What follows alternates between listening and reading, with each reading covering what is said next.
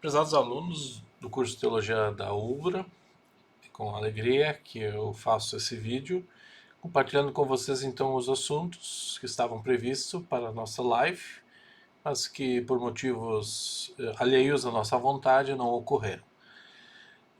Eu vou compartilhar então com vocês os nossos assuntos, tá? E eu espero que vocês consigam então ter um aproveitamento.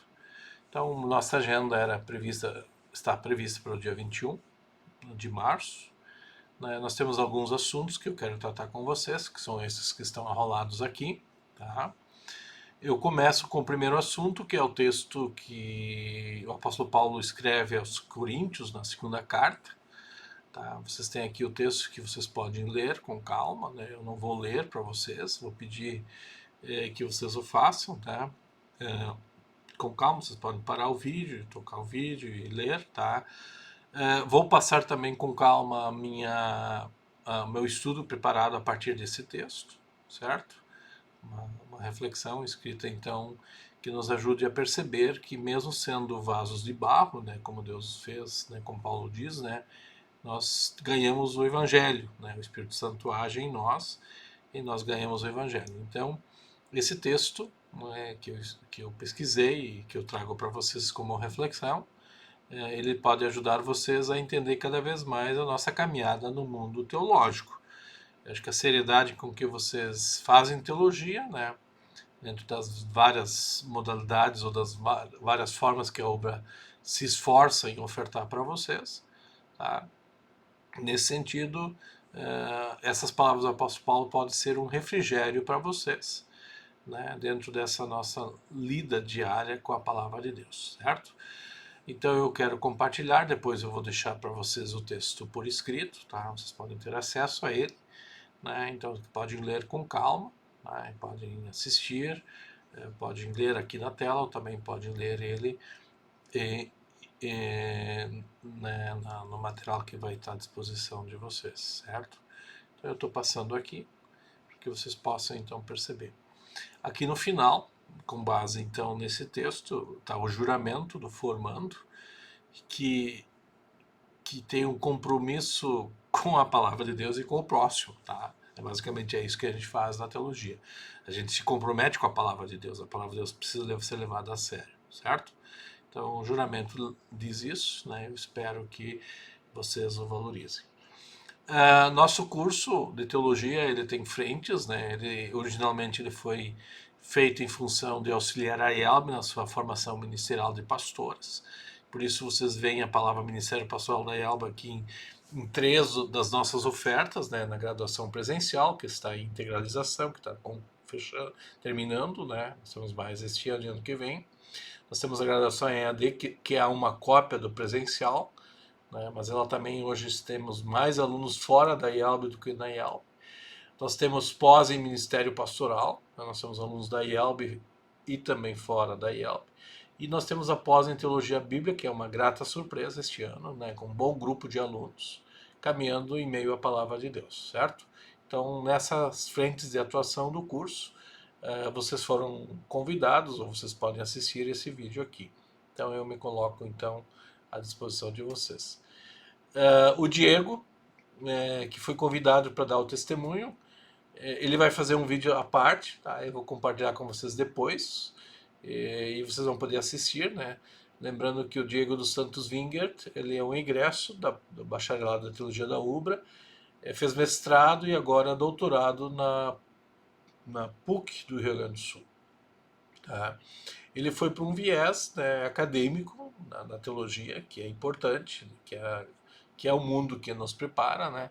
Mas, claro que vocês não vão ser necessariamente acadêmicos, né? Mas no vídeo que eu vou compartilhar depois, separadamente, vocês vão poder ver o testemunho do ingresso, tá? Então isso é importante, né?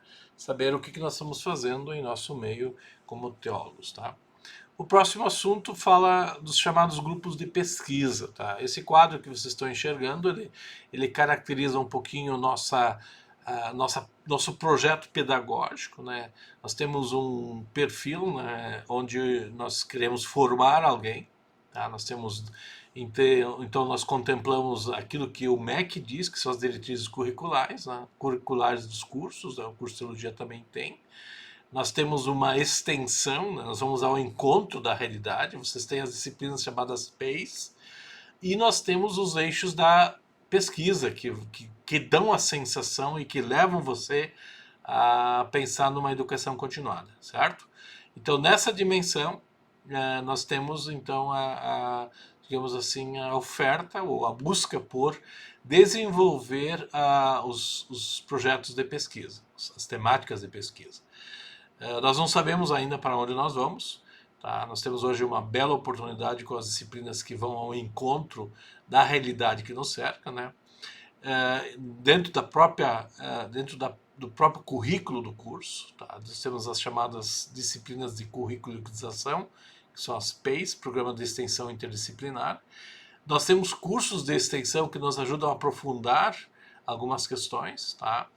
E aqui eu destaco que é uma voz, né? Muitos de vocês estão querendo criar grupos de pesquisa, né? Nós não sabemos, nós estamos espalhados pelo Brasil.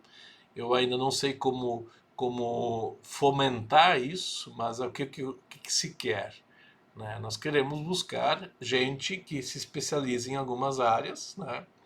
Podemos começar isso já nas disciplinas PEIs, depois do estágio, da conclusão do trabalho de curso, tá? Tudo isso já pode fazer parte de uma grande pesquisa, né? Tá? Que vai redundar, digamos assim, na formação de grupos, certo? Então, de repente, a gente tem isso, né? Os TCCs, os trabalhos de conclusão de curso, podem se tornar frutos de um grupo de pesquisa ou de uma pesquisa realizada, certo? E também seguimos a caminhada, né? Nós temos alguns egressos fazendo a pós, né? Eu mencionei antes pós lato sensu, presencial e EAD, tá? Que nós temos e queremos continuar, certo? Paralelo, então, à caminhada acadêmica, sempre chama a atenção que a UBRA oferta uma gama de cursos de extensão, tá? Vocês podem cursar, então, a extensão, né? Nós, no curso, hoje ofertamos 3 cursos, ou 4, a vida de Martinho Lutero, Lutero confessa a sua fé, estudos dos artigos de Malcalde, o testemunho teológico de Martinho Lutero, do seu comentário a João 14,16, assistência espiritual, acolhimento e compreensão na busca pela saúde, tá? Isso de forma presencial, esse último. E também nós temos o Instituto de Línguas da própria UBRA, né? Claro que vocês podem fazer outros cursos de extensão, tá? Para que servem esses cursos? Esses cursos servem para nós contemplarmos as chamadas atividades complementares, que são 200 horas do currículo de vocês. O que se quer com as 200 horas na caminhada acadêmica? Se quer que o aluno faça escolhas, né? Aqui poderíamos ampliar já fazendo conexões com as linhas de pesquisa, né? As atividades complementares podem ser em extensões, em pesquisa ou até em ensino. Eu tenho aqui um rápido resumo do que elas contemplam, né? Vocês vão escolher 200 horas, onde vocês vão, então, serem certificados de que vocês buscaram uma formação paralela fora da instituição, né?